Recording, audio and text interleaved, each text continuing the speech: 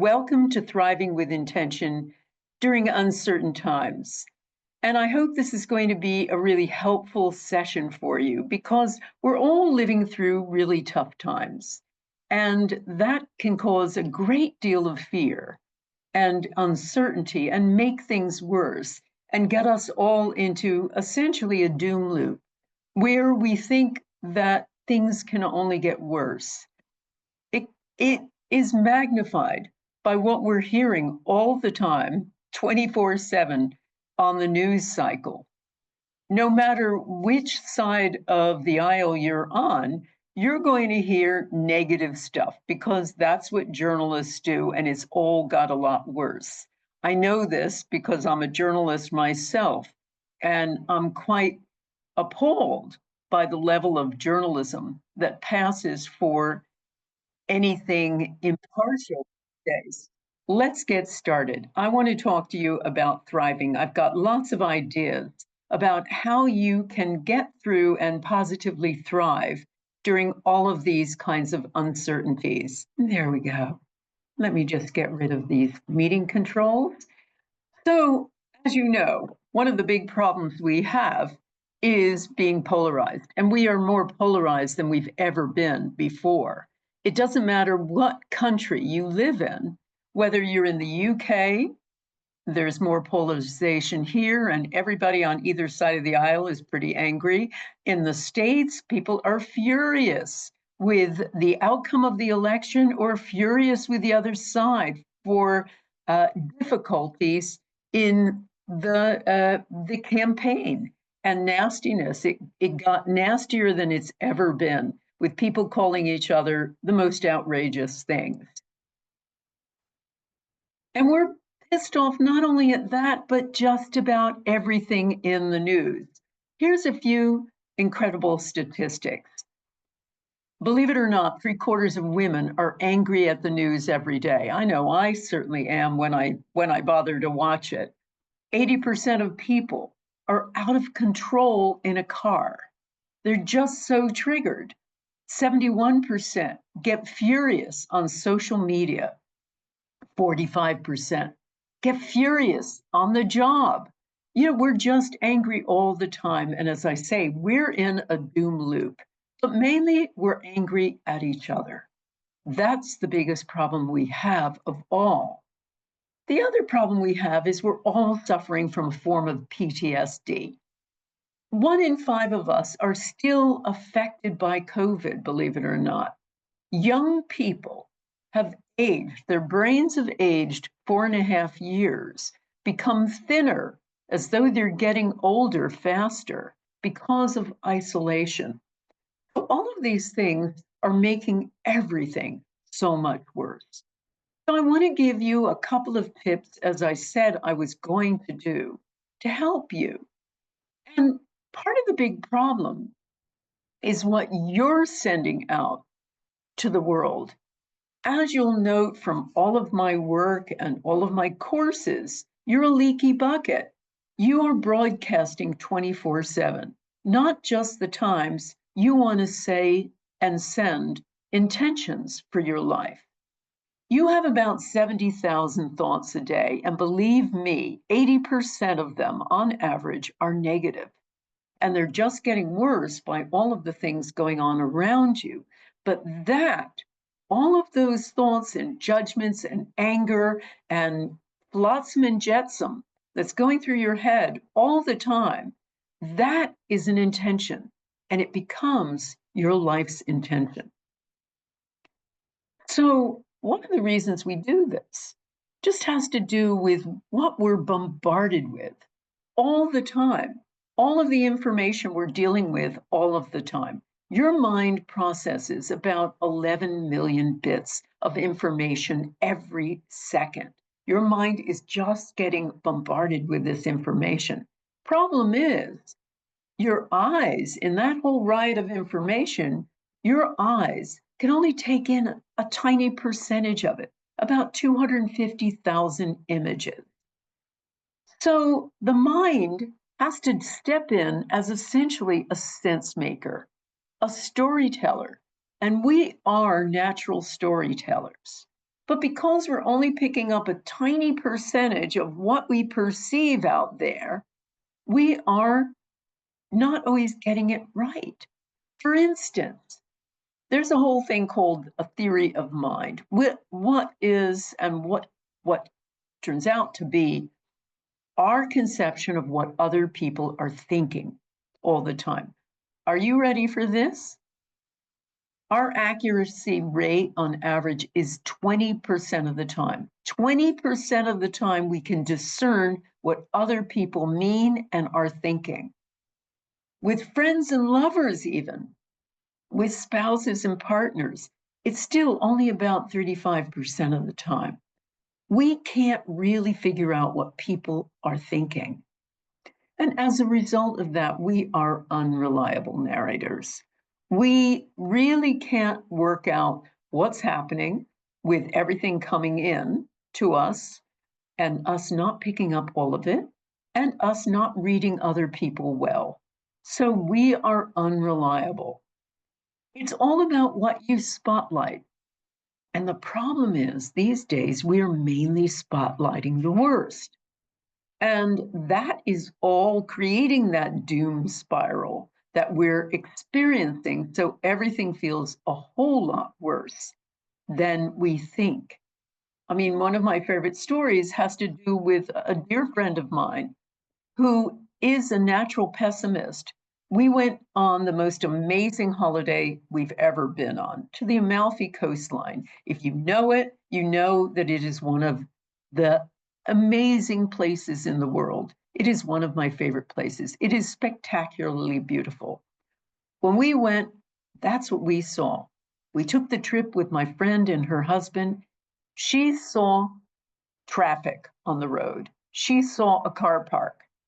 So it is about how you look at things, what you choose to spotlight, because coming into you all the time is not only bad news, but good news all over the place.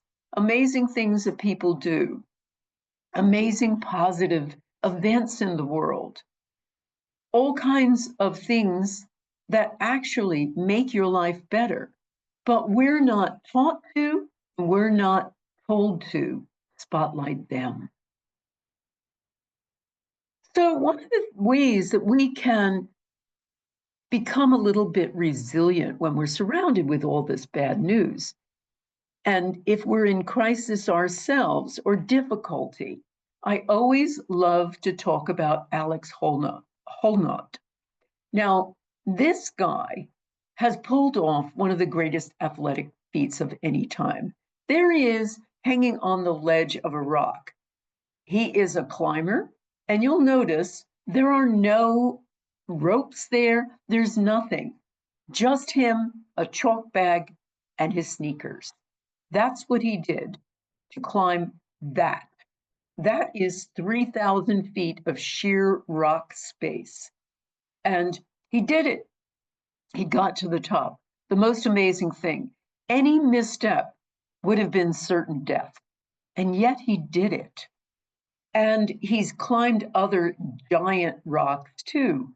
Again, free soloing, which is climbing without ropes, climbing without help, just him and his chalk bag, just to keep his hands chalked up so that they can grip as he slowly climbs up the mountain. Now, he is a great example of what to do when you're trying to overcome fear. Because imagine doing the most frightening thing like that you've ever attempted. And what he said is something that we can use with intention. It is about taking incremental steps. A lot of people think you've got to just intend for the big win, and that's the only way to do it. But one of the things I teach in my Power of Eight Intention Masterclass is taking baby steps. When you're not getting the thing you want, you need to break it down a bit and take it in steps. Breaking down the goal into tiny component steps is exactly what Alex Honnold did. He memorized that entire route using ropes initially, but memorized the entire thing. Every hand grasp, every foothold, he memorized. He broke it down. Because the point is, in life, your intentions are always quite complex. You know, if you want to get a new career, for instance, or write a book, there are many, many steps to that. And sometimes breaking it down a little bit more and doing intentions for those individual steps can really help. It's called by another name, too, in athletic circles. It's called mental rehearsal. And so I teach you and really bring you into taking incremental steps. That helps you not only know what you want and how to get there, but also overcomes fear because you know the stages you have to take. Also, using intention with those steps essentially makes it more likely you're going to get each step and get ultimately what you want. He even listed the steps to achieving that goal and noted the big hurdles to overcome. Now, in his case, it was jumping from one side of the rock to another. Imagine doing this without ropes, without a safety net, just doing a big karate kick from one side to the other. He had to memorize that, note it as a hurdle, and practice it and do stretching exercises all the time to make sure he was ready. And he certainly was when he finally did it. So, when you rehearse intention, this is really good for fear. Make sure you do it moment by moment. You break it into tiny segments. You mentally rehearse the tough parts. You're rehearsing in your head, just like Alex did. You're rehearsing, how am I going to do it? Not looking at yourself like you're in a movie, but rehearsing from your own perspective. And you're blocking out images of doubt by actually imagining yourself getting there. And the reason that works is very simple.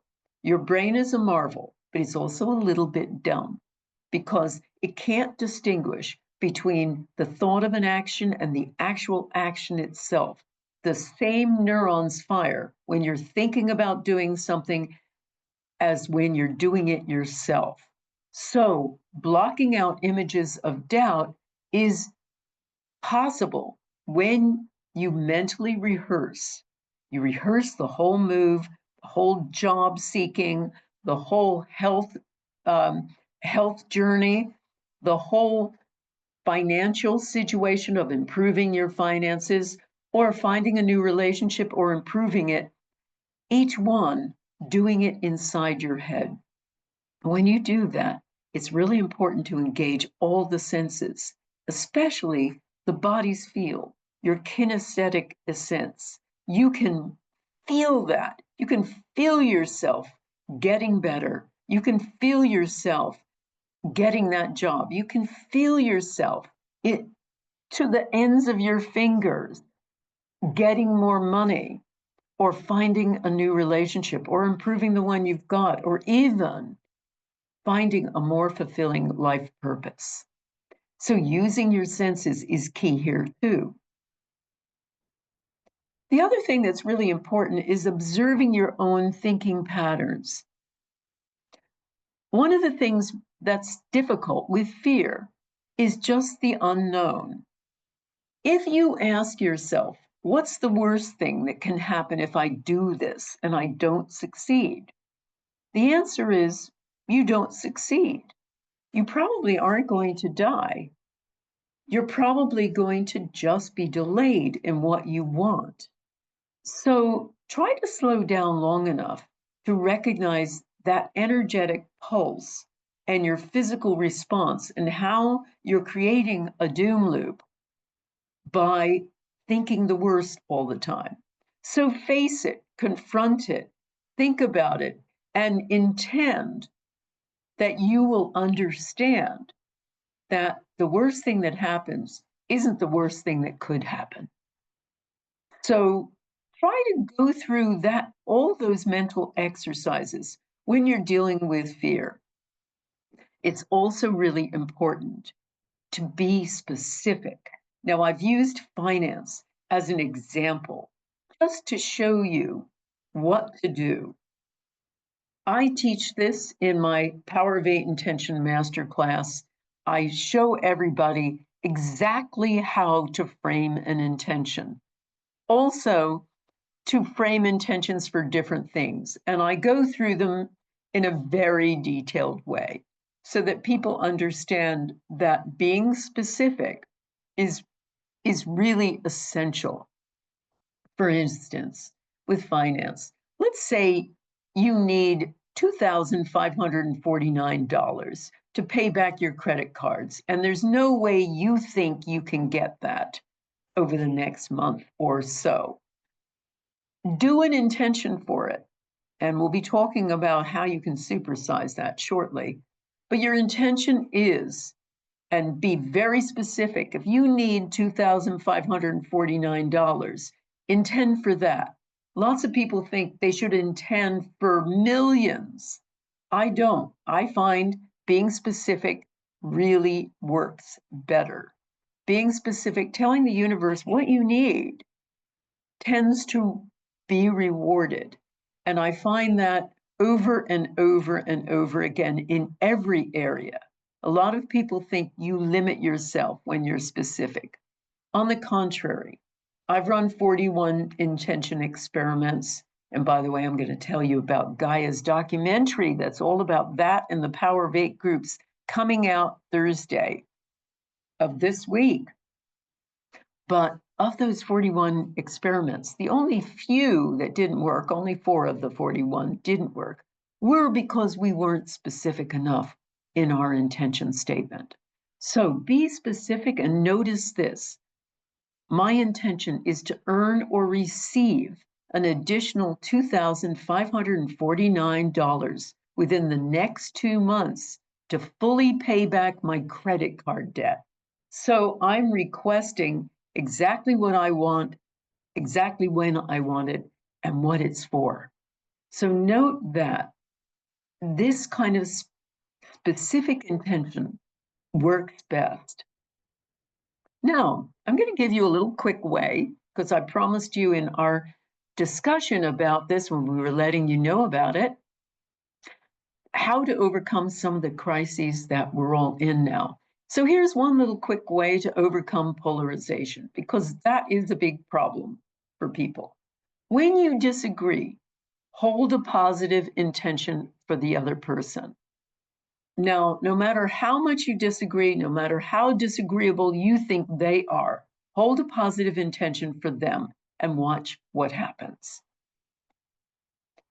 Now, here's a way to have a conversation with somebody you don't get along with, or somebody with a different political opinion, or somebody who's even somebody you don't get along with at work or in your home. Be fully present. That's something we're not doing very well at the moment. Write down some of your main thoughts and theirs. Look for patterns. And by patterns, I'll get to that in a minute. Think about walking in their shoes. Become mindful of your own inner dialogue about your answers and catch yourself when you're judging. Don't broadcast a bad mood that you have. Don't unload it on them. But also look for values that are similar. Think about why they believe what they believe. Talk to them about why you believe what you believe. That always encourages candor from the other side. And all the time you're doing this, listen to understand. Use deep truth telling. So tell them why you believe what you believe. Stay present and be mindful. You can even explore their backstory. So why do they believe what they believe? And discuss their values too. As I say, you'll find out when you find out their backstory and their values, why they've come to root for the other side politically. Listen harder when you disagree. And when you focus on core values, then differences tend to melt away, even if you'll never agree on something. I know this with a late friend of mine. She was part of a different political party than mine. Yet, when we got together, and she lived in California, I live in the UK, when we got together, we always yacked like we were there with each other the day before. We still had very, very different political opinions, but we had so much common ground and we respected the other person's point of view and we listened and we learned when we did. But here's something else to do: send loving intention to the other, no matter what. Because what that does is it changes the energy between you. And as soon as that happens, there's much more chance for connection. I know this, I've seen it thousands of times, where people change the energy by sending loving intention. That person hears that, that person starts responding. That's part of the human experience. We want to love each other, essentially. Now, the other thing to suggest, and this sounds a bit strange, I bet, is altruism. When you're in a crisis, and lots of people don't think that that's the right thing to do. When you're in a crisis, I got to take care of number one, right? That's not the case, because doing altruism isn't just a nice thing to do. It's a necessary thing to do. It's part of the human experience. And when you do, you'll get better. I know this from loads of evidence. I've studied the science of altruism. One study showed of two groups of people with depression. One group prayed for the other. And both groups had depression. One group prayed for the other group. That group did better as a result of prayer, but not as good as the group that sent the prayer. Their depression was really lifted. They did better by intending for someone else. The stats are amazing. When you lend a helping hand to somebody else, you are 42% more likely to be happy. These are all studies that are in some of my books: The Power of Eight, The Bond. And if you're ill, you're more likely to heal when you help other people with the same condition. Even seniors who do volunteering have mortality rates that are 2/3 lower. And here's something that will also interest you. In hard times, community will prevent depression. There was a study of the people in the lowest income bracket in America that when they lost their jobs, so long as they were part of a community, in this case, a church group, they did not get depressed. They did not suffer from depression. So community is the biggest healing pill of all. Now, one of the things that happens when we're in crisis, when we're feeling uncertain, when we're worrying about the future, is your vagus nerve goes out of whack. And that affects your whole autonomic nervous system. So one of the things that happens, and this is a really important nerve of the body, this is the master nerve. So it controls the sympathetic nervous system, that is our fight or flight response, when everything quickens in the body, and our parasympathetic nervous system, the rest and digest portion that gets activated when we're digesting our food, when we're sleeping, all of those things. And they work like yin and yang. Now, when it gets out of whack, your whole nervous system gets out of whack. And as I say, it is highly sensitive to your emotions and fear. There are loads of things you can do for this. You can do cat-cow yoga. That is one of those things where even in a chair, you hunch forward and pull your stomach in. Then you stretch out and arch your back. Now you can do this on all floors in the floor, but doing that will essentially massage your vagus nerve. Another way to do it to calm down is humming, believe it or not. Just simple humming for a minute or two, maybe 5 minutes, just taking breaths, staying on a note that's comfortable for you for 5 minutes will re regulate your vagus nerve. So that's very cool. But I have an even better way of doing it. The third level of the autonomic nervous system is called the ventral vagal system. And it creates a feeling of safety through connection and social engagement. And that controls the calm and connect response we have when we really feel safe.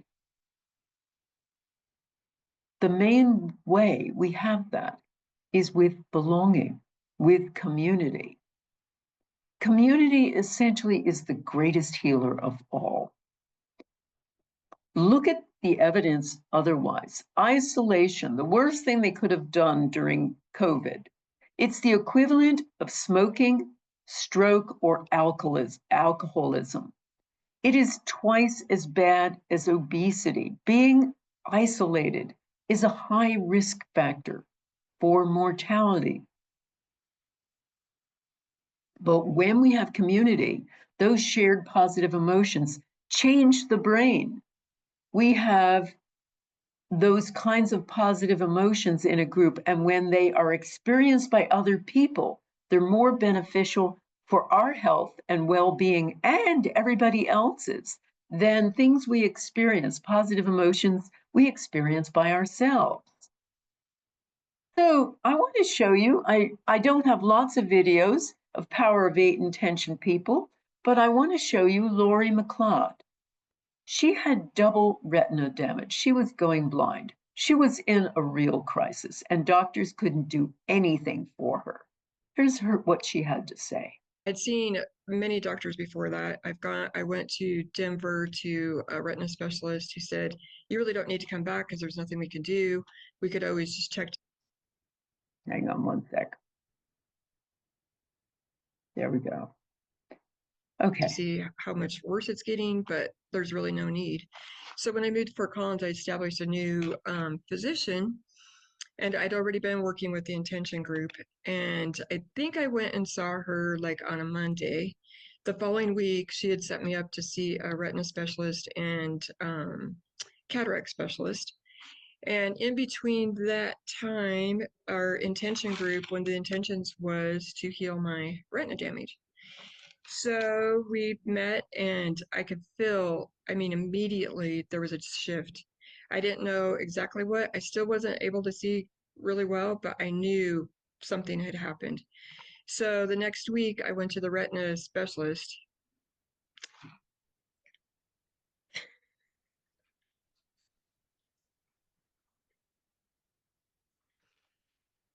Take a moment. Take your time.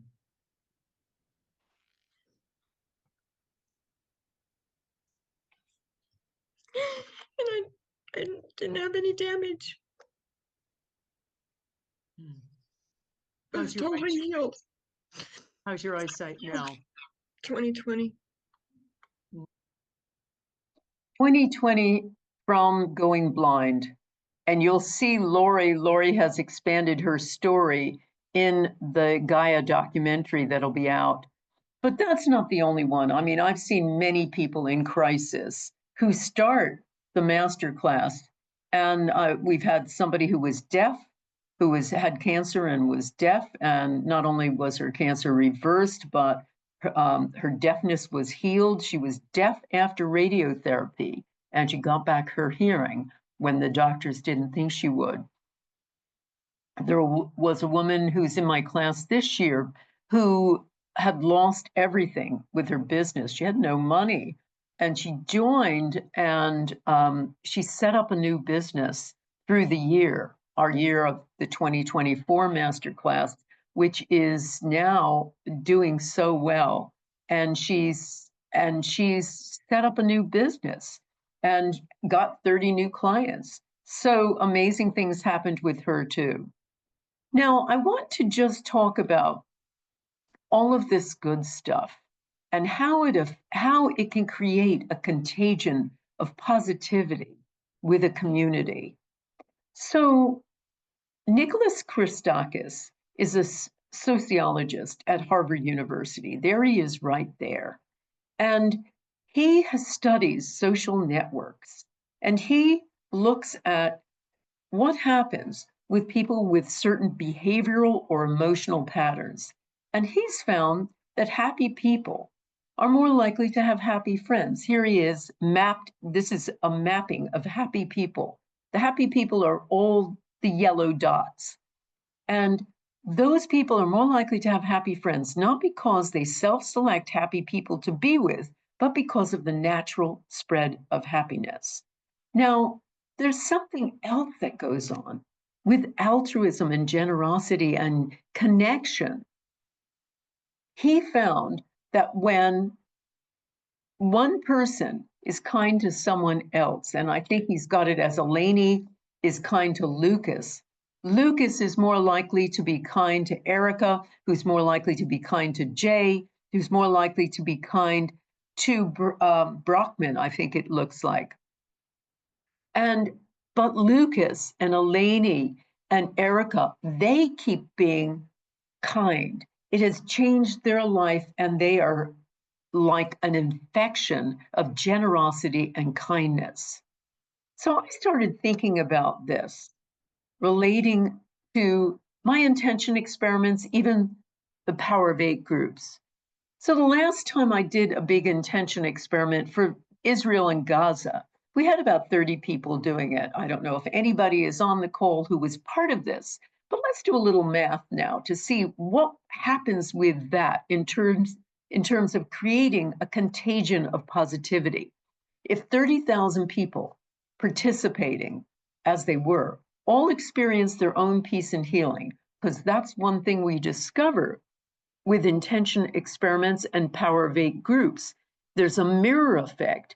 The people doing the intending for others, even in an intention experiment, about half experience more love for everyone they come in contact with. 40% say they're getting along much better with their loved ones, friends, coworkers. And about a third have some sort of healing, a full healing of a medical issue or some new healing in their lives. So let's say all 30,000 people all experience their own peace and healing. Let's look at these numbers. If they each know 50 people, that's the most conservative average of how many people we know, they could change the lives of 1.5 million people. If that social network is 150 people, they'll change 4.5 million. That's half the population of Israel. Or if that network is 600 people, the most recent scientific estimate done by Columbia University, the number of people one intention experiment effect explodes to 18 million living in peace. That's what can happen with a contagion of positivity. That's what can happen when it starts in a small group. And I hope you'll experience that with my Gaia experiment. Not only do we have a new documentary coming out on Thursday, but on February 1st, we'll be live streaming the biggest intention experiment I've ever run. This kind of contagion will happen not only with an intention experiment, but one little Power of Eight group. And probably the greatest experience of that is what happens to change every individual, like Jerry. He found the real point of the Power of Eight Intention Masterclass. But the biggest thing is sense of compassion, empathy, love, caring that we have for each other. I can't replace that. I've done better in the COVID season than I have at any time in my life, I think, certainly in terms of just being able to be connected with people. And so that's the true treasure that I've experienced. You can feel the love. I mean, I now know what love feels like when you're getting it from other people over the airwaves. I now know what love is. This was the biggest crisis. He was totally isolated. It was during COVID. And he said, I've found more love than I've ever found in my life with the Power of Eight group. And all kinds of big and little miracles happened to him and his group. He loved it so much, he joined my masterclass for the next year. So that is the Power of Eight Intention Masterclass, which kicks off February 22nd. And in the chat or below with the YouTube, if you're listening on YouTube, we'll be putting all the details of how to join and all the information about it. And by the way, we have a brand new website page that's really easy to navigate. That's just up. So if you've visited the other website page and you wanted to know more, we had some more questions, so we've revised it and made it simpler. Have a look again on the Power of Eight Intention Masterclass 2025.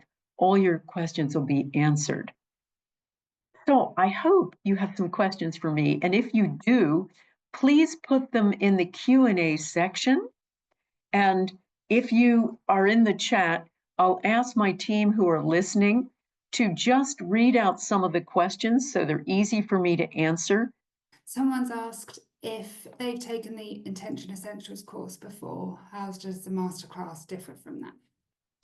It's more advanced. Thank you for that question. It's much more advanced. The Intention Essentials course is a foundation course that prepares you for the masterclass. The masterclass has 13 keys to intention mastery, so there's much more than what we provide in the Essentials class. It also is about working for an entire year with a group. There are 3 parts to the masterclass. Number 1, you have live and interactive sessions with me, 6 in all, successive Saturdays starting February 22nd. And we meet live and interactively like we are now. And I also have you practice and do work and take away work to do at home right then and there. And don't worry about the homework. It's only about an hour a week, but there's lots of practice there. And then part 2, we put you into a group in your time zone and preferred meeting times. So we set up a group for you, and you meet with that group essentially for an hour a week, as much as you can, for the rest of the year. There are also catch-up clinics with me, so I can work with you individually and collectively, answer your questions, hone your skills, help you to really master intention. And the other part of the masterclass that's different is we deal with different subjects. I deal with how to use it in relationships, how to pick up other people's intentions. As I mentioned before, we know what other people are thinking about 20% of the time. So you're mostly picking up the wrong information. I show you how to be much, much more intuitive. I show you how to work with people no matter how odious you find them. No matter how much you disagree, you'll find tools for that.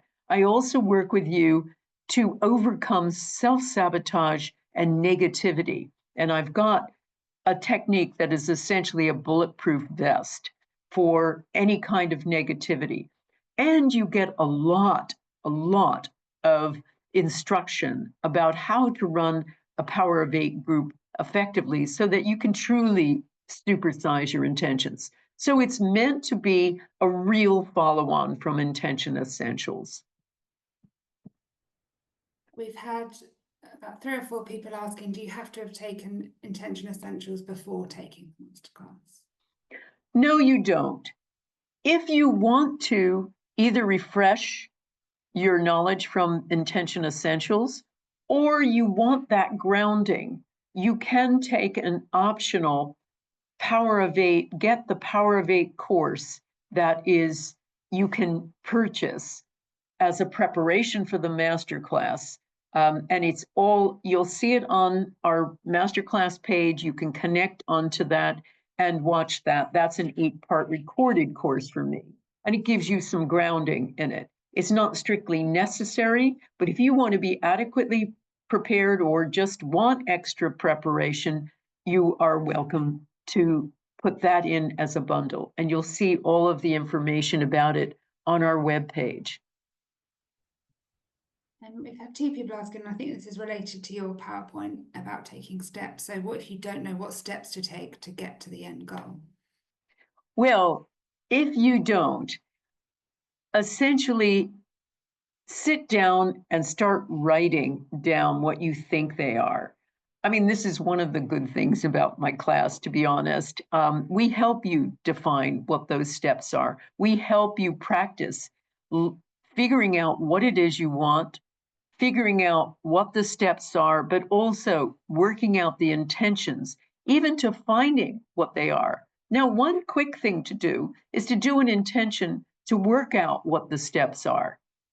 And that's what we talk about in a group when people don't know how to move forward, when people don't know exactly what they want. They oftentimes intend in the group to get clarity. So that's one thing to do too. Intentions work for everything. A couple of people asked, the groups are online, obviously, with the masterclass, but how important is it to be in those set groups and continue meeting for the whole year? I think it is the real key element to the whole course. Some people come and they just learn the 6 weeks from me, but I think you're missing out a lot if you don't go into the group. Now, let's say you live in Australia. Don't worry. We're going to be putting you in a friendly time zone. That's what we spend a lot of time working out groups based on where people are in the world. So we tend to put people in Pacific time with other people in Pacific time or Mountain time. We tend to put people in the Far East together so that it's all friendly time. We also ask you, what are your preferred meeting times? When is it that you can spare an hour a week? That's all you need to do. And that's where the real transformation starts. My work, and this is, I suppose, a feminine perspective. You know, I'm one of the few women in this whole space. And I am teaching people that you never walk alone. It's really important to do this in a group because it supersizes the whole power of intention. And as I've been discussing with my session today, community is your key out of fear, out of crisis, about regulating the vagus nerve. A group is probably the fastest and best way to calm your system. And it's extraordinary to me where people meet and they're a bit tentative in the beginning. And by the end of the year, like Jerry, these people are their best friends.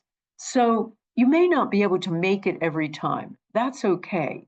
But if you can go consistently through the year, that's where you'll find the major transformations. The people that I see, and we check their progress all year, we're helping them all year. The people who continue to meet week after week after week, or at least stay in the group by the end, we once tallied it, and pretty much 100% of those people, of the people who continue to meet week after week, had major transformations in their lives. So those are the people, not the people who give up after a couple of sessions. But sticking with it is the route to transformation. It's also the route to lifelong friendship. I have groups that have been meeting since 2013 now, so more than 10 years, and still in love with each other. So, in fact, a lot of them, you know, everybody meets virtually, of course, but those people, many of those people have actually traveled to meet each other in person. One person's asked if there are any special considerations when dealing with people that have considerable trauma, such as PTSD. No, we help. I mean, I have a woman called Michelle Williamson. I didn't share her video today, but she was in my class a few years ago. She had major depression and PTSD, and her father had cancer. And by the end She was off all medication. She hadn't had any kind of episodes for months and months and months. And she was essentially, her depression had lifted. Somebody else had the same thing. They had PTSD and it lifted. It's magical what happens in a group. It's magical what happens with intention. And of course, we will help frame those intentions so that they are helpful and healing. We've had a lot of people asking if they can't attend a session, will they get the recordings, and for how long are the recordings available to watch? Okay, good question. The recordings are available in an indefinite period of time. We send them out 48 hours after our sessions. So if we meet on Saturday, we like to make sure that you get them by Monday. And if you can't see a session, and by that I mean access to the recordings, you'll have access for an indefinite period of time. And if you can't make a session, everything is recorded. You won't lose it. I always encourage people to come unless they absolutely can't come, because they'll be practicing right on the session with me. I put you in groups in many cases. I have you do exercises right then and there. But if you can't make it, you can do the exercises at home, and you can try those exercises in a group once you're in a group. Someone has asked, how do you reconcile the fear and doubt you feel when you're in a crisis mode, but you're trying not to broadcast that negativity into the world? Well, as I say, I think there are two ways I would recommend. Number one, it sounds so counterintuitive. Do something for someone else. There's something amazing that happens with altruism. As I said earlier, it's not just a nice thing to do, it's a necessary thing to do. It floods your body with oxytocin, which is the love hormone. It makes you feel safe, it makes you feel good. So, one of the things to do is just focus on someone else, help them, even when you're in a crisis, and see what happens to you. And I see this over and over again. When people are stuck, when they're fearful, I oftentimes will say, try getting off of yourself. Do an intention in your group for someone else. And that's why the Power of 8 groups are so powerful, because 7/8 of the time you're intending for someone else, but it'll be your turn too. So it's a give and take. And that is a great way to overcome this kind of doom loop, negative broadcasting, worry, crisis, etc. The other thing I would really recommend, lots of people have said this before, don't watch the news. Don't watch the news. It's full of negativity. It's full of biased information, and most of the time it's not really right. So try to find your news in another way. And more to the point, try to find some positive news too. There's plenty of it out there in the world. People helping other people in a crisis. It's why we all feel good during a hurricane. We watch people dive into waters, murky waters, and save babies, and that suddenly reaffirms in our own minds the greatness of the human spirit. And it truly is great.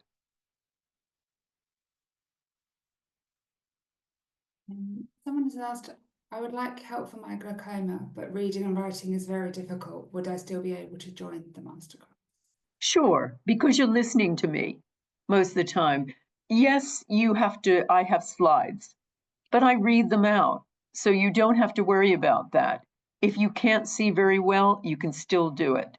A lot of the practices are practices. They don't require reading and writing. Remember Lori McLeod? She could barely see when she joined the master class, but she still managed to get huge things out of it. And of course, she now has 20/20 vision.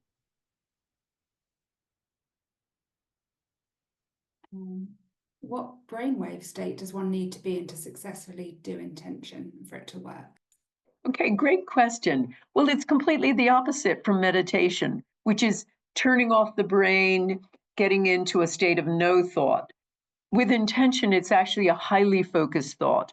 And that is a big thing that I teach in the master class that is much more advanced than what I do with the foundation course, Intention Essentials. I show you how to focus your mind in a laser sharp way. And there's lots of practice and ways to do that. but it needs to be a state of really heightened attention.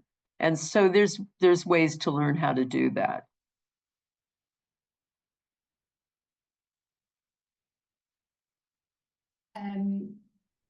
If the intention is focused on the problem or disease, aren't we still locking the person into the problem? No, you're not. That is a very common misconception. People think, don't think cancer or more of it'll come. That's not true. What you're doing is you're not focusing on the negative part of, let's say, cancer. You are doing an intention to be healed of cancer, to overcome cancer, to eliminate cancer. It's a very positive statement. The verb is the element, it's the workhorse of any sentence, and it is basically saying, I'm going to be healed of this. But you do have to tell the universe what you want. So this is such a misconception. If you want to overcome anything negative, it's okay to name that thing as long as what you're really saying is, I'm overcoming that. So just to name cancer, heart disease, stroke, whatever, isn't to make it worse. It is to heal it when it's framed correctly. And that's why I take so much time to help people frame intentions correctly. Can two intentions be combined in the same group? For example, health and work for one person. They shouldn't be combined in the same way. But remember, you're going to, if you join a master class, you're going to be with this group for a year. And so you can have them do an intention for your health and then have an intention for your work. I mean, the point is, with people, when they work in the master class, they do intentions for each other on lots of subjects.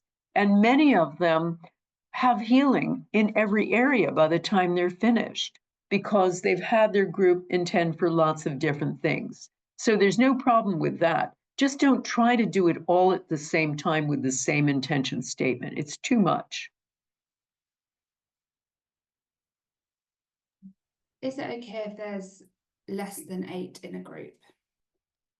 Absolutely. You can have 6, you can have 12. If you've read my book, The Power of 8, you'll know that I was kicking around the idea of shrinking down the intention experiment back in 2008. And I wasn't really clear how I was going to do it. So I was just throwing ideas out. And I said, I don't know, maybe I'll put people in groups of 8 or so and have them send intention to a member of the group with a health challenge. And my husband, who's such a great headline writer, said, I love it, the power of 8. And that's how it started. 8 is, as I call it, a Goldilocks number. It's not too big, it's not too little. But in my experience, a power of 8 group works with 6, it can work with 12. When you get to more than 12, it becomes unwieldy. And it takes too long for it to become your turn again. When you have less than 6, it's not quite a group. I'd say even less than 5. But you need a group of some sort, and I would say 6 or more. It just seems to amplify the effect. What does it mean to visualize a person with all 5 senses? For example, It means that you're visualizing them being well, let's say it's for their health, well in every way. They're vibrant, they're running up the stairs. You are feeling it, you're sensing it, you're almost smelling it and tasting it. You are seeing them so well in a heightened way, almost like it's super technicolor. When you're doing it for yourself, you're literally in the moment and you are feeling it, tasting it, smelling it, hearing it, seeing it, using all your 5 senses to imagine you actually doing it. So it's engaging all of your 5 senses. I go into this in great detail on how to do it and how to practice it again on the masterclass. Someone said they've had a stroke, but it's affected their speech. So can they be involved in a Power of 8 group? Absolutely. If they, as long as they can communicate in some way, even if that is to have someone type out their intentions, as long as they can communicate and be present, in a virtual group, let's say on Zoom, like we are right now, or in person. They can, they can benefit from it. And by the way, with my experience, it doesn't matter whether you are in person or over the internet.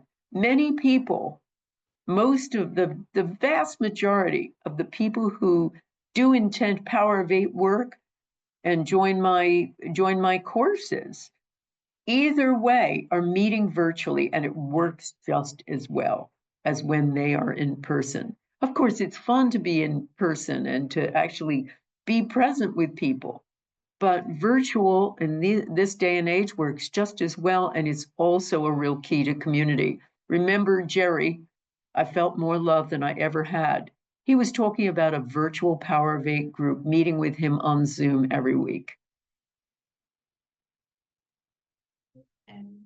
I notice many people are having a phobia to name the negative stuff they want to get rid of. They don't name it, they just name the result, and therefore don't want to visualize getting rid of the negative. Are we supposed to use the whole 10 minutes focused on the result, or the whole intention process of getting rid of the issue? It is, I have a different way. I tend to have people visualize the result. The negativity, again, negativity isn't about getting rid of the bad thing. Getting rid of the bad thing is a good thing.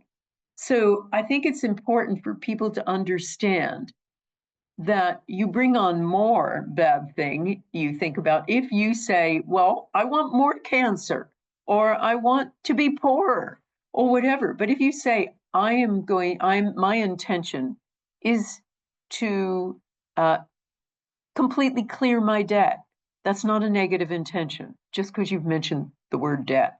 Or clear my cancer, it's not a negative intention if you've said, I'm going to be completely healed of cancer. It's not a negative intention to name anything like that. And I have a better way of dealing with negativity that I teach. It takes a whole class to teach this, so I can't really go into it now, about how to shield yourself from negativity without barricading yourself off. A lot of people talk about creating a mental moat or some sort of thing like that. I've found a better system to shield yourself from other people's negativity and also yourself. How do you keep your mind focused in the intention for the entire 10 minutes? My mind tends to get distracted a million times. I give you a variety of visualization techniques that enable you to stay focused. You don't have to just keep thinking the words for 10 minutes, don't worry. And it only has to be 10 minutes. We've shown that in all of our intention experiments. None of them were more than 10 minutes, and that is why we adopted 10 minutes when I started doing Power of Eight groups. But visualizing the outcome is a way of really focusing and staying focused. But there are a lot of other techniques that I show as well, I teach.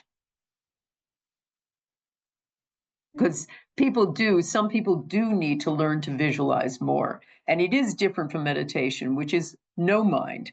This is about focused mind. And again, there are a lot of tips and techniques I can show people to use. And for serious situations, how often do you have to redo the group? And the more you do redo the group, is it more effective? I'm sorry, I don't quite understand this. You mean if you lose members? So I think if you've got a serious health issue, the more. Oh, how often do you have to do it? Mhm. Some people you'll see in the documentary that Gaia has just made about me, that we're going to let everybody know about the end of this week.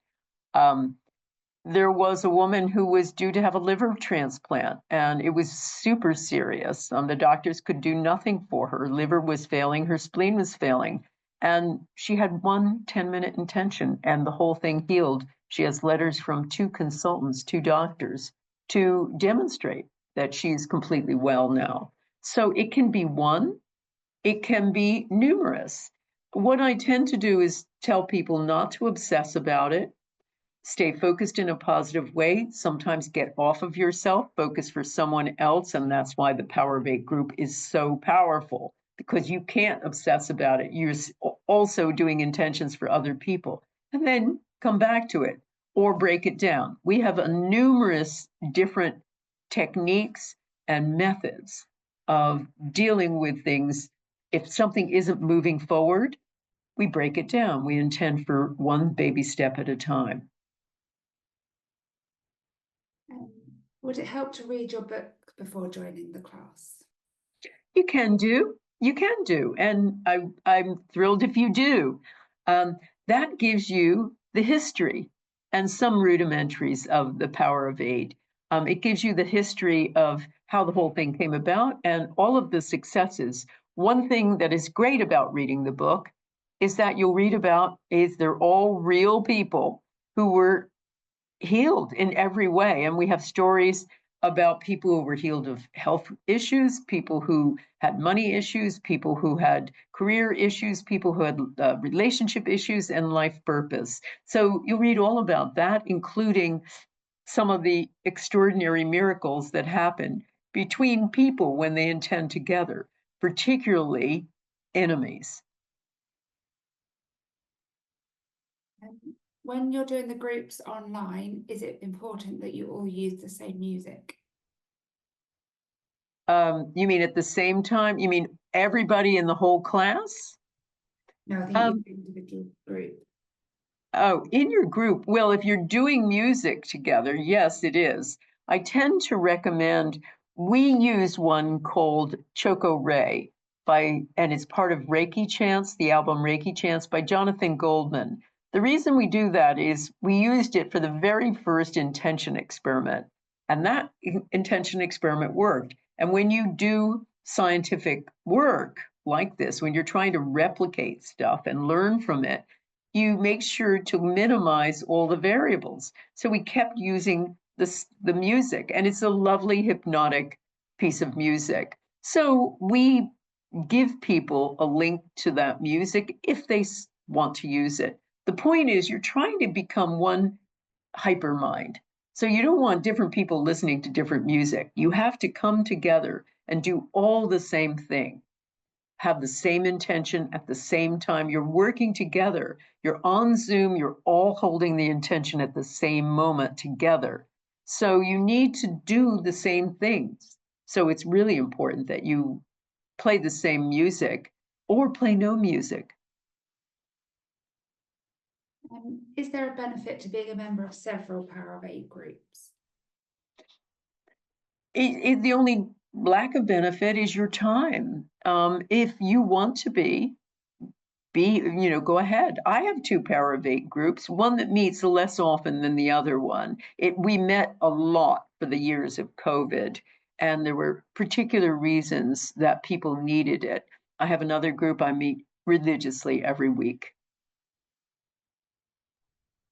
What do members do between sessions of a group? Do they do more intending on their own? They can do. They can do. There's also in the beginning of the course and in the end, there's more exercises that people can do during the week. There's also a lot that I cram in terms of information. And I oftentimes add a little bit more information and practice in the quarterly intention clinics. So they can practice much of what they've learned. There's lots of exercises. There's lots of things to practice and get better at. So they can try that too. And they can do intention. There's a lot of work that I also talk about embodying your intention. Really having accoutrements around that essentially remind you, this is what I want. So they can do that too. It really depends on your time.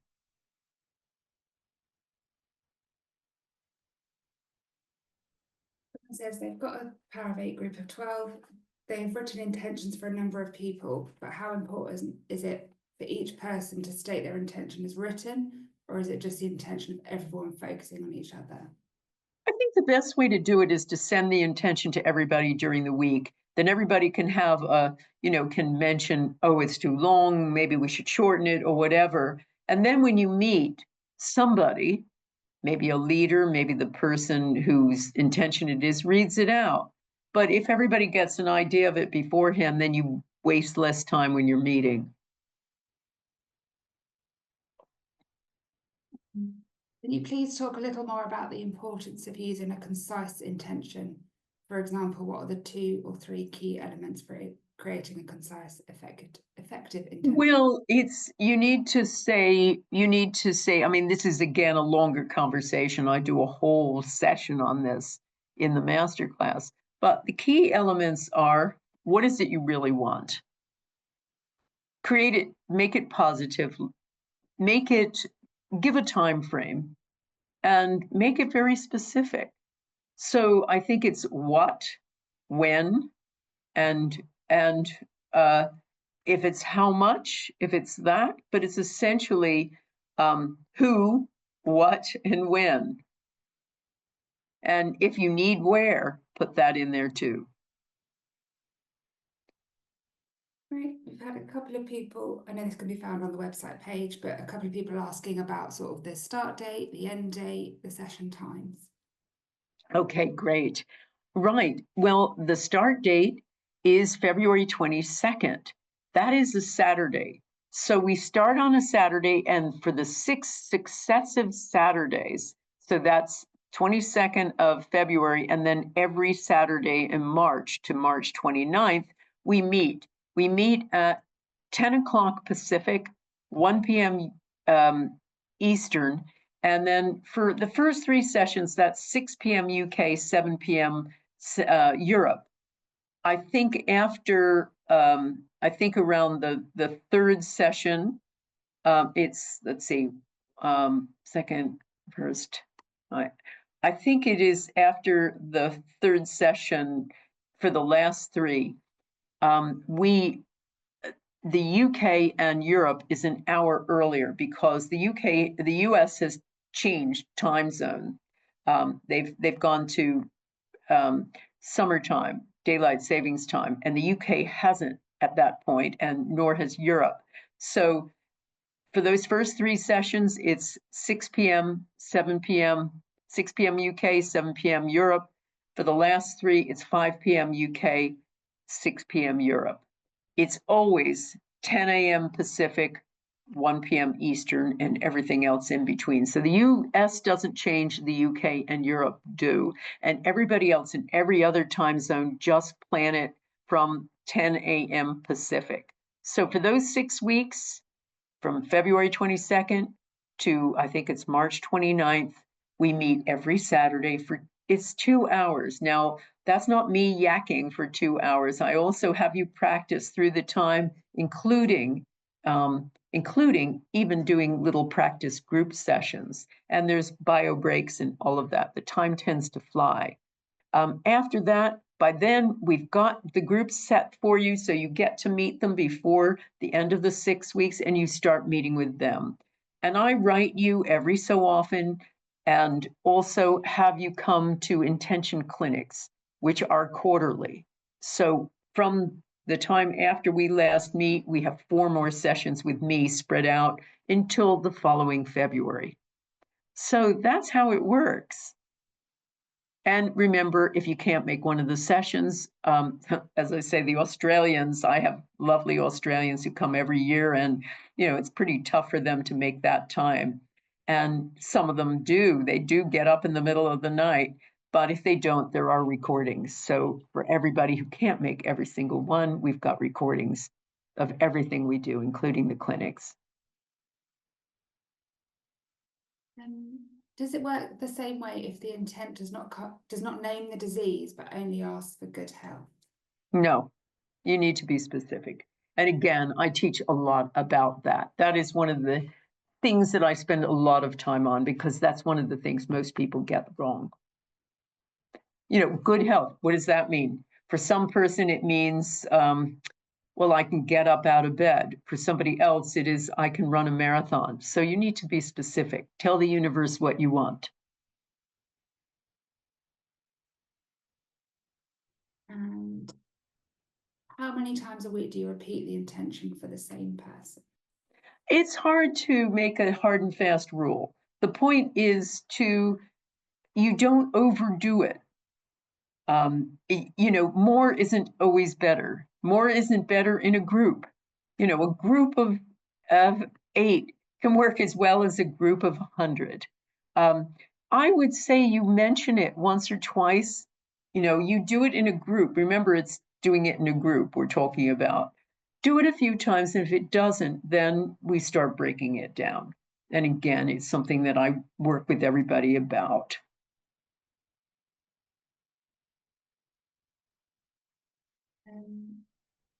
Do you recommend to imagine the outcome of an intention with the 5 senses, or to let the images come automatically to you? Recommend being a bit more focused about it and imagining an outcome. But a lot of people, once they get skilled, do let images come. The point is not to blank your mind. The point is to flood your mind with a positive outcome. A couple of people have asked, what are the intention clinics and what happens in them? Good question. Every quarter, as I say, from after the 6 weeks, we meet 4 more times. They are sessions I run on a Saturday once again for personalized coaching, answering questions, giving you another little challenge, suggesting you work on something a little bit more. But we're meeting for me to help you hone your skills. And people I notice through the time, we've done 3 of the 4 that we have to do for the current masterclass, which will end in earlier February. Most of the time, people need some refinement. So that's what the intention clinics are all about. And as I say, I provide you with a lot of information about how to do intention in all these different circumstances. And so there's always more time to practice. There's always more things to know a bit more about it. And lots of people, if they get stuck, find these intention clinics really helpful. And that's why I started them a few years ago. I thought people need to talk to me a little bit more as the year goes on. So that's what happens with them. And again, it's your chance to talk to me directly, and I hope that's what distinguishes this course, is it's always live with me. I'm not just a recorded voice.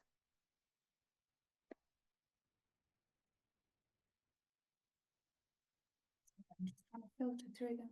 I think we've covered a lot. We've still got people asking about if they should do essentials first, or what is the beginner course they should take before the masterclass. Okay, well, that's really sweet. Once again, there's an 8-part, if they haven't taken Intention Essentials and you want a beginner course, you can do the Power of 8 recorded course we have, and we have it on a special offer as a bundle with the masterclass. If you go on our masterclass website page, and we'll be popping it in the chat, you can always just go onto my website, lynnmctaggart.com, and click on the little picture on the home page to get you right to the masterclass, or go into courses, the drop-down menu, and then find it. You'll see that there is this extra course for anybody who wants it. Now, it's not strictly necessary, but if you want to be more grounded when you start the masterclass and that real immersion course, and that's exactly what it is, then you can get that, and it's a very reasonable price. We've really discounted the price if people want to attach it to the masterclass. So have a look now. And I also should mention, have a look now. Our early bird goes on till this coming Sunday. So we've really knocked off a lot of the price. I wanted as many people to come to this and be able to afford it as possible. So it is $200 less than the usual price. And so have a look at that too. If you're thinking of taking it, from now till Sunday is a really good time to book it.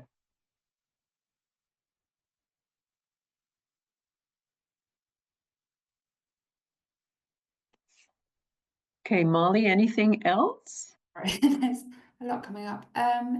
If while we're focusing on the intention, I think you've answered, if we see or feel something negative dissolving and then we see a good outcome, when we convey our imagery to the intender, can we explain the whole thing we saw, i.e. naming that negative pain, or just leave it and explain the beautiful outcome? Well, it depends. If you see a negative thing turning positive, that's quite a good message.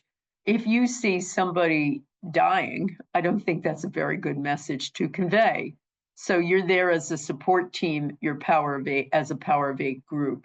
So I think it's just one of those cases of using your judgment for, you're acting in an altruistic way to help somebody else. So just use your judgment, and don't use that time for advice giving unless they ask, because your intention is, your job is to intend for what they'd like, not to tell them what they should have.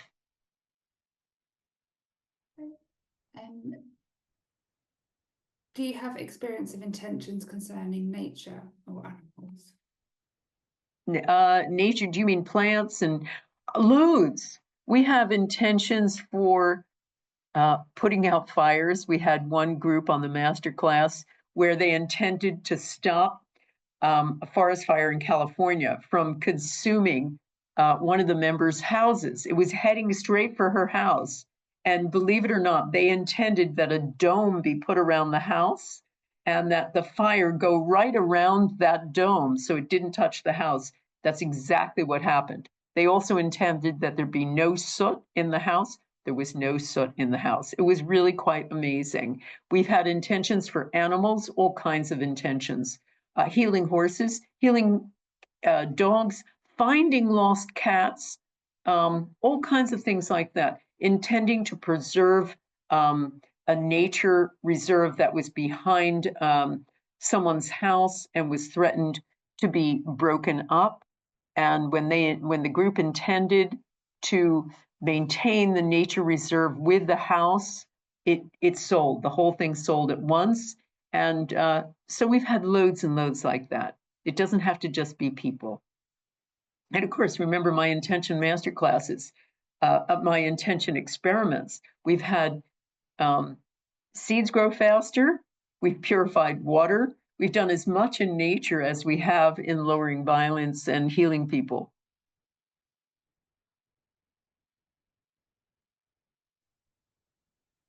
Can you follow up the group intention with individual intentions? Yes, I mean, I talked about that before. You can. It's not strictly necessary, but a lot of people want to do that. Also, I've had many, many people taking the master class who start using intentions in every area of their lives, and not just to get the right parking place, but use it for everything. They become very intentional. So they use that individually, and the big intentions they use in their group. I think this might be the final one. No, there's two more. We should wrap this up pretty soon. I know people have all been on for a long time, and I appreciate them hanging in there. Can an intention be made without the person's request or? No.